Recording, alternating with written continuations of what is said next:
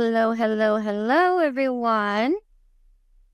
What's going on? It is a lovely day today, and welcome in if you're watching this live.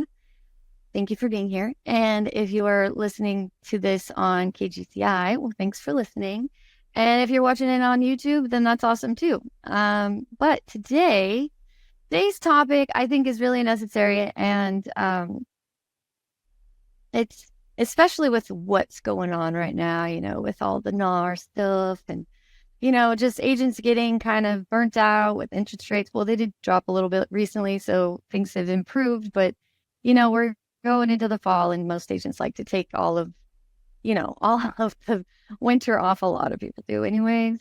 So today's topic is how to reignite your passion for real estate. And I honestly did not know what I was going to talk about until, well, pretty much yesterday. Yesterday I was speaking at an event called Commit or Quit, and it was put on by Wendy Goss with 24 incredible speakers. It was so much fun. It was like 15 minutes for every speaker, and it was no breaks, and everybody did incredible. And it was just an awesome format, the way that it flowed with the 15 minutes per speaker, and everybody stuck to it and did an incredible job and gave tons of value in 15 minutes. So you can do a lot in 15 minutes. And the very last speaker happened to be Brent Gove, and he dropped 10 items to reignite your passion for real estate. That's what I'm going to call it. He was just like, here's 10 things I'm going to share with you. He didn't have a topic that I know of. Maybe it was how to, crush it in Q4 or something like that. But I'm going to make this kind of evergreen because I think it's necessary, regardless of what time you're listening to this, because I know people will listen to this later and it could be a year later. We don't know, but it is still relevant, at least right now. So that's what we're going to talk about. But first, okay. So, when you're scrolling through Facebook Reels or Instagram Reels or TikTok Reels, or YouTube Shorts, and a video comes up and you kind of chuckle at it, and then later on you're like, oh, I wonder if I like that video because now I want to reference it. Well, I have been looking for this video that was a joke about real estate agents because it's going to help me make my point. I have been searching for this video for 12 hours now, maybe longer. I wanted to use this video for yesterday's Commit or Quit event, and I cannot find this video. I have tried asking ChatGPT how to find this video. So basically, the bottom line is it was a comedian, and he was like, why real estate agents are not your friends, or why your friends are not, why if you have a friend who is a real estate agent, they're not really your friend. And it kind of goes like this. So I'm going to try to retell this joke. It's not going to be nearly as timing, the delivery and the timing are not going to be nearly as good as it was. I really wanted to share the video, but I can't. So here we go. So he says, you might have a friend who's a real estate agent, but they're not actually your friend. And I'll tell you what, invite them over for a game on Sunday. And they're going to say that they have an open house or they have this or that, and they're not going to be able to do it. And the next thing you should tell them is, okay, no problem. Well, I just inherited this $1.2 million home, and I was, just wanted to talk to you, but I'll talk to someone else about selling it. Or, I wanted you to come check it out and list it, right? And before you can even finish the sentence, they're already probably knocking on your door. So that's kind of how the joke went. And I think it's really representative of why I do this Keeping It Real Estate podcast, and speak at events and all the things. Honestly, I don't get paid. I don't get paid for any of it, at least not right now. I have to pay to speak at the events that I'm speaking at. Speaking of which, I'm going to be speaking at EXPCon in Miami, October 28th through the 30th. And I think we're speaking on the 28th. It's me and Wendy Goss teaching her luxury expired listings format, and she'll be teaching that, and I'll be teaching the follow-up part of it. It is the FSBOs and expired session. So yeah, I know. Isn't that so exciting? I've been working this for 6 months to get this, and we accomplished it. It's not exactly what I wanted because it's more of a panel, but still, we got to crush this, and then they'll see, oh, okay, we need our own session. So if you are going to be at EXPCon in Miami, then come check us out in our expired session. And if you're not going to be there, then hit me up and I'll help you get there. That's a good plan. We'll do that. Okay. So the point of the joke that I made, it's not really a joke. It's kind of real. And what I was trying to say is like why I do this, even though I don't get paid. And even like I get really stressed out about coming up with content and like trying to make sure that I'm adding a lot of value, a ton of value, and share all the things that are going on in my world and all of that. And my husband this morning was like, because I get stressed out. He's like, well, why do you do it? I was like, because I have something to say and this industry needs to change. This industry needs to change because if that's how we're perceived, if people are like, oh, they're not, real estate agents aren't really your friends. They're your quote unquote friends, right? They're there to remind you that they'll sell your home. They're there only when it has something to benefit them. And that's annoying to me. That is literally like why I started speaking on podcasts and teaching follow-up and talking about this stuff, because I just think it's like ick. Can we not be those people? Can we not be that type of agent that doesn't really care about somebody? And I know we hear a lot of things out there about, how to add value, and a lot of agents do it right and a lot of them don't. So obviously there's a very low bar. I've said this before, to get into real estate. We all know that. And some of us do us dirty, give us a bad name, make us look bad, especially lately with all the chaos. So with that being said, I want to talk about some of the things that we can combat those stereotypes or those, perceptions of agents being greedy, arrogant, manipulative, salesy, aggressive, all of that stuff. So how do you do it? Well, let me get into my bullet points now. Okay. So while I was trying to find this video, just a side note, while I was trying to find this video for the last 24 hours to share it, I came across so many videos that were like negative about real estate agents too. Because I typed in like, comedy about why real estate agents aren't your friends or why realtors aren't your friends. And there were so many hate videos about agents just being nasty and being like not good people. So we gotta really try to change it. We're overpaid, right? We hear it all. So we have to educate. We have to change the way we're perceived. We do that by keeping it real, keeping it real estate. See, we tied it all in together. It's a nice little segue there. Wrap it up with a bow. Okay. So the 15 minutes that I had yesterday to talk about committing or quitting, or like reigniting your passion for real estate, going all in, that kind of thing, I really wanted to add value that people can use. And I think the most valuable thing that people can hear is be yourself. Don't try to be someone else. You can literally find anything you want on the internet to agree with you and your views. If you are in sales like me and you're in ISA or whatever, and you look at videos about cold calling, then you will find 9 million different ways to make a cold call. One person says, don't say, hi, is this Crystal? One person says, just go right into it and assume it's Crystal, right? Like, and then there's 9 million different variations of that. And they all tell you, and they all have conviction about what they do and how they do it. It may work for them. And so that's why I say, be yourself. You can pull things from other people. This is one of the ways that I learned how to be who I am on the phone, which I was called timid, and I've never been called timid, except for this one time when I first started selling real estate coaching. The owner of the company called me timid because I wasn't pushy. I wasn't like the other, salespeople that were like aggressively pursuing the appointment without, there's this whole thing like, if you haven't been told no 3 times, then you haven't really tried, right? I'm not trying to do all that. I'm trying to treat people like human beings and not like a sale. Okay. So that is one of the problems we have with real estate, is that people are just looking at people like leads, like money, like dollar signs. Let's stop doing that. That's one way to do it. Okay. So another way to do it, be honest. Don't act like someone you're not.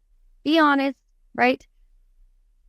This might be difficult, but I don't think it should be. I don't think it should be. If we're honest, like if we're telling people what we understand, and do your homework too. Like don't just spout off stuff.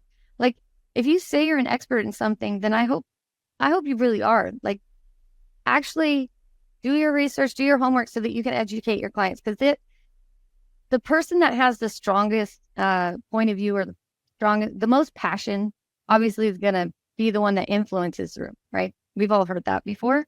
And so when you know what you're talking about and you believe in what you're talking about, that's why everybody can teach all the different ways of doing things, because they believe that that's the right way and it has worked for them in some format or another. So be honest, manage expectations, don't overpromise and underdeliver, and know your why. Okay. Why did you get into real estate in the first place? I'm going to tell a story. When I was about 19, I was a high school dropout, and I decided, I prayed about it, and I felt like God told me that I was meant to be a teacher.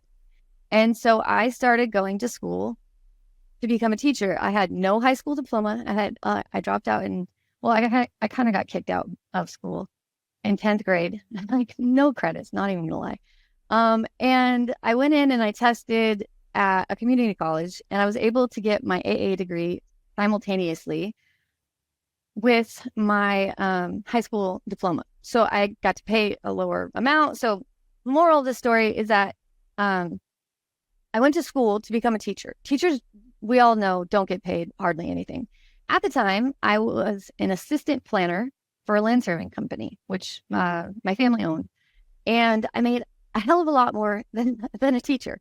And I went to school, no joke, for like 10 years. Went to work full time in the day, make my double whatever I would make as a teacher, and went to school at night just to become a psychology major at UW so that I could go on to be a teacher. I never ended up doing it because other things got in the way, but I didn't care about money. That was the point of this. I had another friend who went to school with me, and they only cared about money. They were like, I'm going to do the degree that makes me the most money. I don't care if I'm passionate about it. I don't care what it is. And they looked up online, whatever that was, that they could get their degree in the shortest amount of time and make the most amount of money. And they pursued that. Funny story now is that they're actually a real estate agent. So, but the moral of that story is that when you are passionate about what you do, and this brings it back to find your why. Why did you get into real estate? What is it really about for you? Is it about money? Is it about time? Is it about balance? Is it about helping people? Is it about seeing pretty homes? You have to understand why you do this, because you have to have some level of passion about it in order for you to be successful and be authentic.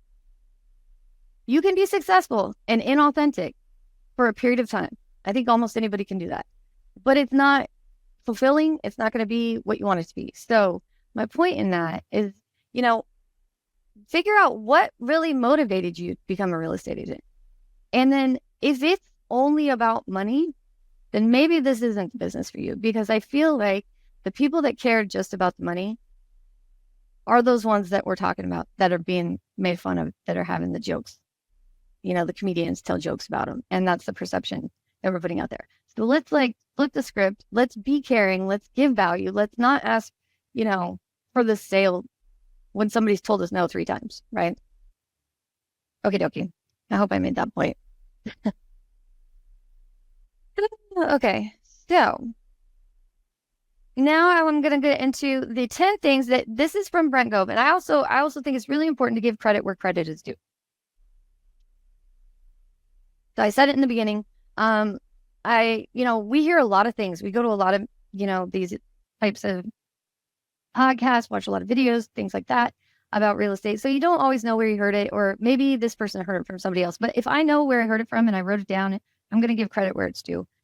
So this is from Brent Gove. And the first thing he said on how to reignite your passion for real estate is to go all in. He said, go nuts. I'm going to say, go all in, commit or quit, right? Like, give it everything you got, because the people that will do that are the ones that are going to find success because they will do what's necessary. Like, did I want to come here today and get up? I have to get up super early to do these agent power huddles. It might be late where you're at right now, but where I'm at, I have to get up at like, I mean, obviously some of you are going to be like, oh, it's not that big a deal, but like 5 a.m., my alarm goes off before 5 a.m. and all of that. So, I mean, sometimes I'm just like, man, but it's worth it to me because of the messages that I get afterwards that are like, hey, Sara, that was so exactly what I needed to hear today. You motivated me to keep going. So I just want to say, like, I do the things and I commit, I go all in. And regardless if I don't want to do it, and that's when you know that you actually are onto something, is if you do the things that you don't want to do, or even when you don't want to do them. So, all right, the number 2 thing is set boundaries. Okay, you have to set boundaries as an agent. Do not be a reactive agent. Okay, reactive agents blow up their family life, blow up their friendships. You have to set boundaries. And this is simple to do. This goes back to me saying manage expectations. All right. A lot of people think it's hard. A lot of people, I am super responsive. If you've ever texted me, I respond really quickly. And I have to have my phone. I used to have it on vibrate all the time and I was still super responsive. But now I have to have it on all the time because I take Zillow calls. And my phone starts ringing at 5 a.m. So, but I am super responsive and I need to learn not to be. So there has to be hours like you can't always do that, right? You have to put boundaries. You have to put parameters. You have to make time for family. You don't want to interrupt. Like if your husband's speaking and you get a text and then, and I'm guilty of all this. So I'm just sharing the things that I've learned. So hopefully it's helpful to you guys. All right. So be a mom, be a dad, be a friend, be a wife. Be a spouse, be a husband, whatever it is, right? And then number 3, this is kind of what I was saying earlier. Know what you want and know what you really want and why you want it, which goes back to what is your why? Like, why are you in real estate? I actually have it sitting in front of me to remind me because sometimes I do get confused. Sometimes I get disillusioned and I'm like, why this industry? Like this industry is chaos. It feels like chaos sometimes. I got to be the calm and all the chaos though. And that's why I feel like I have something to say. But yeah, I say I got into real estate to give my family a better future, to work on myself and for myself, to help others succeed. And because I believed I would be great at it, I wanted to have greatness, a better schedule, work-life balance. I wanted to coach and help others. And I also want to make a lot of money. So that's on there. But it's not my number 1 thing. Okay, so that was number 3. He also mentioned there's a time to work and a time to play. So yeah, set your boundaries, know what you really want, make the parameters around it and commit to it. All right, number 4, make your mind work for you. Don't let emotions overwhelm everything that's going on in your life. I have done other podcasts about this. I cannot remember the name of it. Emotional intelligence, I think it was. And I talk about, not being influenced by others. A lot of people will influence you with their emotional their emotional drama to try to get a reaction out of you to do something. That's why the letters to sellers about why they want to buy the house and things like that work, because it pulls on your heartstrings and all of a sudden you're like, oh, they would be, you imagine it, you empathize, right?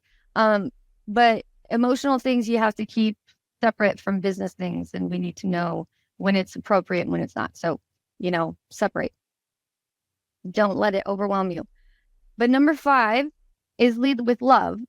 And this is the point of all of this. This is personally why I do this. And why I'm so passionate about it is because I just feel like too many people give us a bad name, make us look bad, especially in the sales side of it with cold calling and the door knocking and I'm not saying you can't do those things. I'm just saying do it and don't be one of those statistics that's like, oh, make sure you ask for the appointment 3 times after they say no, or make sure you do this or that. You can listen to anybody. You can listen to me right now and go, I'm going to do everything Sara says, but I'm telling you, take what I say and make it your own. Don't do everything verbatim like Sara does. Don't do everything verbatim like somebody else does, right? listen to it and filter it through your own mind and turn it into what makes sense to you. Okay. Lead with love. Yes, that's super important, because if you lead with love, then you will do the right things, say the right things in the right tone at the right time. You will have conviction what you're saying, and you're just not going to be one of those salesy people. Number 6, I already mentioned this too, but passion is infectious and energy is crucial, right? Your passion and energy for things are really going to resonate with people. This is super, like, you know why you got into real estate. I don't know why you got into real estate. I just read to you why I got into real estate. Sometimes it changes. Sometimes I'm like, what is going on in this industry? Am I really making a dent? Am I really making an impact? Is it really possible to change it from something I feel is this way to something that I want it to be more collaborative, more understanding? You know, like all of us like gel together instead of this competition and everybody's like at each other's throats, right? Because sometimes it feels like that. Outside of certain brokerages and like, oh, mine's this, and especially the posts I see in some of the groups. Oh my goodness. I'm not even gonna go down that path, but like people hating on everybody. Can we not? Can we just like, can we support each? This is not a hard, this is not an easy career. You have so many responsibilities as a real estate agent. So many things. You're not just showing houses. You have to do marketing. You have to understand marketing. You have to be a salesperson. You have to be a negotiator. You have to be an accountant. You have to be, the garbage person and the cleaning person and the freaking staging person. Sometimes you have to do so many things. Plus, you have to know everything there is to know about all kinds of issues that can go on in a home and the contracts, and like people think it's easy, but it's not. They think they're going to make a big payday just selling one house, but you really need to educate yourself, which is why you stand out when you are doing those things. Okay. Number 7, what you focus on expands. I could not be a bigger fan of that. It is so true. This morning, my son said to me, I feel like I'm accident prone, which he's never been accident prone in his life. But that I've like immediately my husband and I were like, no, don't say that. You're going to manifest that. Like, don't do that. Like, don't think that about yourself, because he tripped and he scraped his hands up 3 times in the last 3 weeks. And so now he's got this in his head. And now I'm like, oh, please don't say that. Like, what you think about your reality and about yourself and about who you are will become those things as long as you truly believe it. So believe in the positive and let the negative go. And if you are going through negative things, remember that those build character and growth. Okay. Number 8, play the game before you play the game.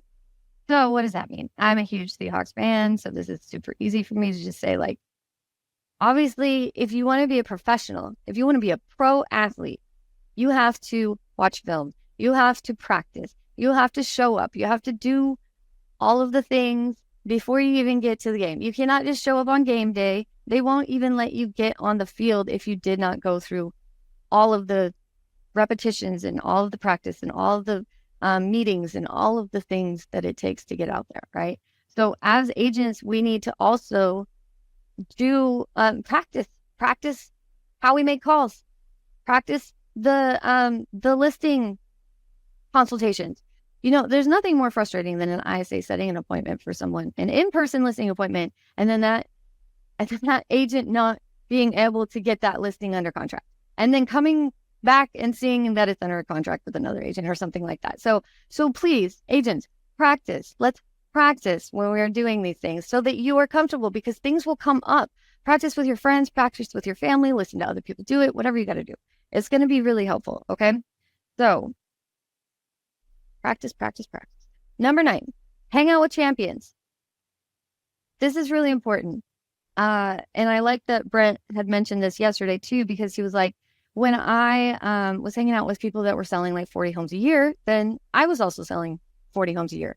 And then we leveled up, and then I was hanging out with people that were selling like 400 homes a year. And then he's like, I did that too. Not by himself though, but he learned techniques, because like when you're successful, you're not as worried about people stealing your stuff or like ripping you off or anything like that, right? Those things don't matter as much because you're confident in who you are, and you're confident that you have a target audience, a client avatar that you appeal to, and other people may take exactly everything you do, but they're going to appeal to someone differently. Or they may not follow through with it or whatever. So I think it's really important to always be in the room with the people that are more successful than you and listen. Don't talk as much. Anybody that's more successful than you, listen to what they're talking about, ask questions, try to understand. Some things that are going to be proprietary and they're probably not going to tell you, but if you pay attention, you will start to put pieces together and go, oh, okay, that works with this and this works with that. And there's a ton of stuff out there now that is value. Like, that's what I love this community for, because this is all value. Like, some people charge for these kinds of things to get this kind of info. So right now you get it for free. So welcome. Okay, number 10, and then I'm going to play a 4-minute call that I just wanted to share with you all so that you can hear what I do and so that it may give you ideas on how you might want to do it. So we'll listen to it. So number 10, look for ways to be grateful. Being grateful when you wake up in the morning, if you are automatically thinking, I don't want to do this, I'm not in the mood, I don't want to get up, then you're going to kind of have a crappy day. I mean, I've been there. And then sometimes you won't even like get out. Like, you'll be like, oh, how can I get out of this? Like, can I do that? Right. And then, but if you wake up and you're like, I am grateful that I have a roof over my head, that I have, I have a car to drive, that I have an amazing career where I get to do what I want. And that if I do want to sleep in, that I can, or whatever the case may be, right? Find the things you're grateful for. And that is really going to help with the mindset thing, because a lot of people, I know they probably are all like, oh, I'm over mindset. Like, oh, Sara, get your mindset right. Whatever. You're probably over it and you're like, what does that mean? Well, I'm trying to help you understand what that means. It really does mean being authentic to who you are, not trying to be somebody else.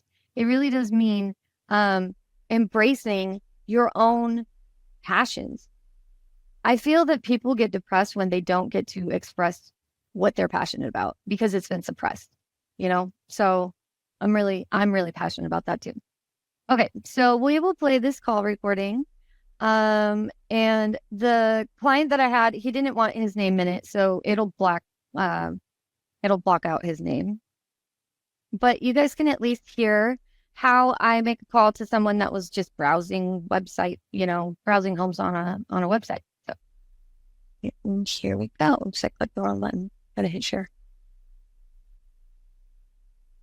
Our sound is in a different spot now. Maybe that's why it wasn't working yesterday. On the right, not on the lower left. Okay. Hopefully you guys can hear this. Hello. Hi, is this Priscilla? Can you hear it? Hi, yes, that's it. Hi, Priscilla. My name is Sara. I work with the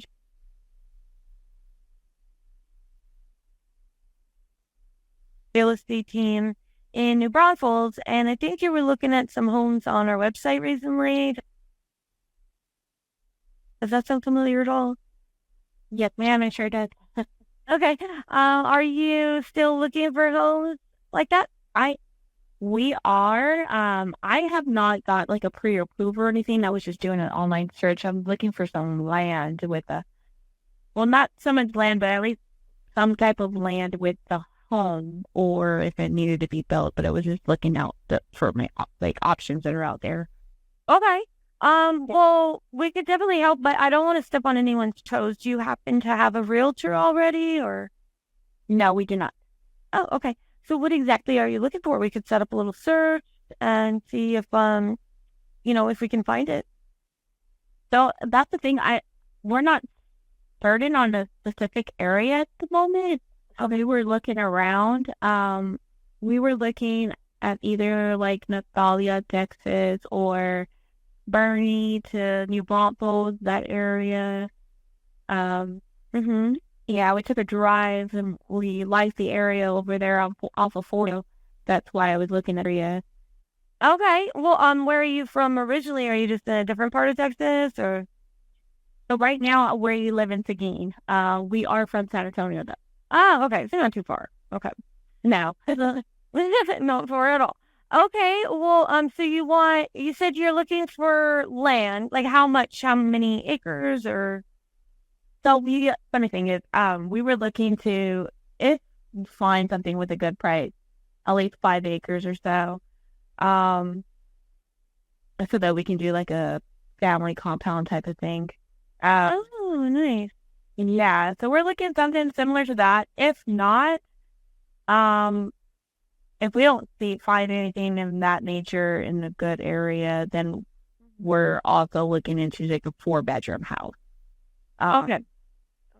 And a typical, like, a good size, the yard doesn't have to be too big, but a good size. Good size being at least an acre or like, like An acre would be good. yeah, that would definitely be great. Okay, so let me see. So you haven't gotten pre-approved, but do you have kind of an idea of what your budget might be? Yeah. Okay. So, monthly mortgage rate, I would say about 1,900 or so. Okay. And do you happen to, would you be a first-time home buyer or do you currently own the home? Okay, so that would give you some concessions if you're first-time home buyer, so you don't have a home to sell. Okay. So what I'm thinking would be a good idea, and I know you've already kind of given me the gist of what you're looking for, and I don't know if you have time right now, but are the people that I work with, and I could either like try to transfer you to them so that they could set this all up and get you connected with all the right things. And I know you're not like dead set on the New Braunfels area, but kind of close to that area. And then you guys could just chat about it and see if he knows of anything, because he would know better than I would. Or I could set up a time for him to call you later and just introduce himself or something like that. What would you? So right now I'm working. So after 4:30 would be great. Okay. To do it. Perfect. Okay, I will let him know that, and then I'm gonna just text you his info. And the email that I have for you is That's correct. Yeah. all right. Perfect. Well, it was a pleasure speaking with you, Priscilla, and we'll have give you a call in a few hours after 4:30. Okay. Sounds great. Thank you, sir. Yep. Have a good one. You too. Bye-bye. Bye. Okay, so I like that she remembered your name at the end. well, I tried to say it, and yeah, that was good, right? I know, that was impressive. Yeah. So as you can see, I talk to her like a human being, and I don't try to be an expert if I don't understand something. So like I was looking up the areas she was talking about. I'm not in Texas. But I've called enough people in New Braunfels to kind of know the geography and know how to say certain towns and things like that. And I did a little search for Seguin to see how close it was to San Antonio to understand. And I was like doing this on the fly while listening to her. And but what I really liked about this one is that she started out saying it was land. I will tell you something. This morning, I got 3 Zillow calls in a row for a piece of land because somebody kept either the person didn't answer. I tried to answer and it said somebody else connected. Then it called right back. I tried to answer and someone else connected. And then it called again and I finally answered and then it didn't connect with the person. But sometimes when people say land, people are like, meh, right? Like the agents don't want to take it. They'll hang up on it. They'll be like, whatever, it's not my problem. And move it on to someone else, right? So she started out with land and I'm cool with that. And her motivation is to build a compound, she said, right? So I was like, okay, I understand that.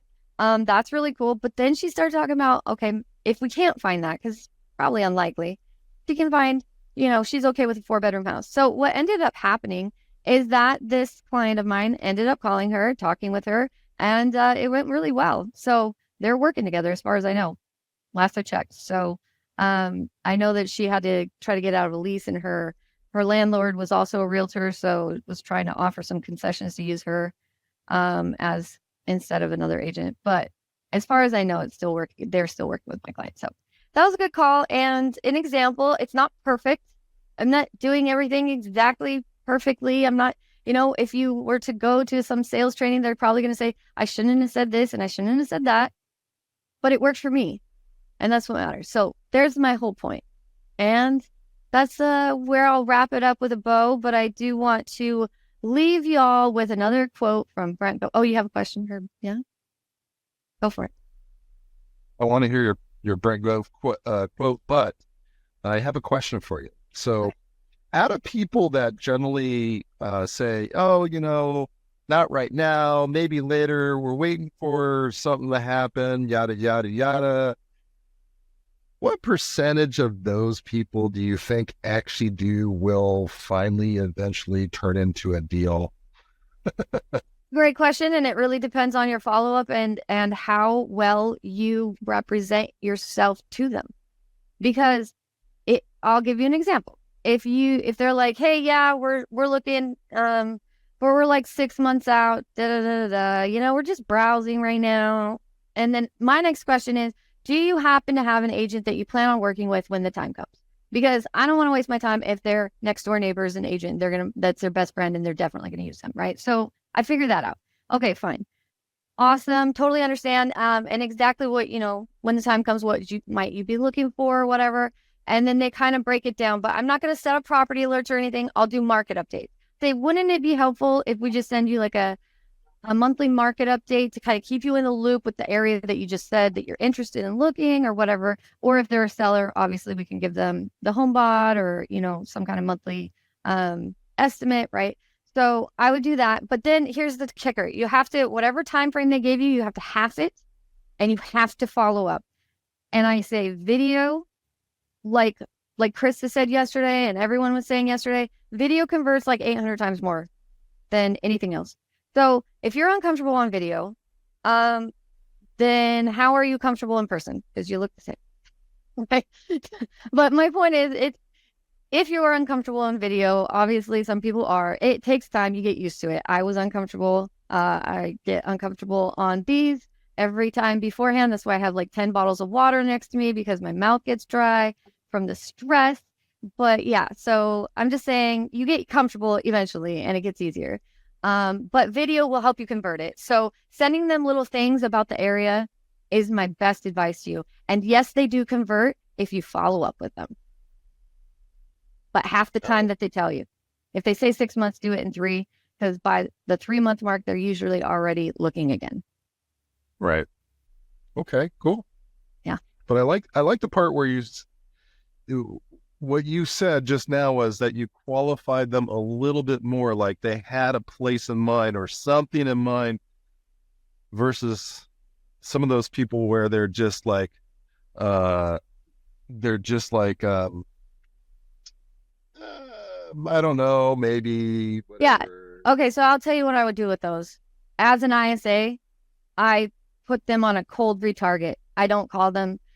With street text, most of my clients are street text, and I tell them to retarget them because if they're not willing to tell me their timeline, what they're seriously like, if they have an agent, if they're like, oh, maybe now, maybe 5 years from now, I don't know. Like, no, I'm not wasting my efforts and my client's money to follow up with somebody that's going to give me there's another thing. People will be like, I'm busy right now. Call me back in 20 minutes. I call them back in 20 minutes. They don't answer. So I call them the next week. And then they do the same thing. Oh, I'm at work. Call me later. And I will call them at different times. If they've done that to me 3 times, I will say to them, hey, it seems like every time I catch you, you're busy. And I've already asked you if you really want to find a house.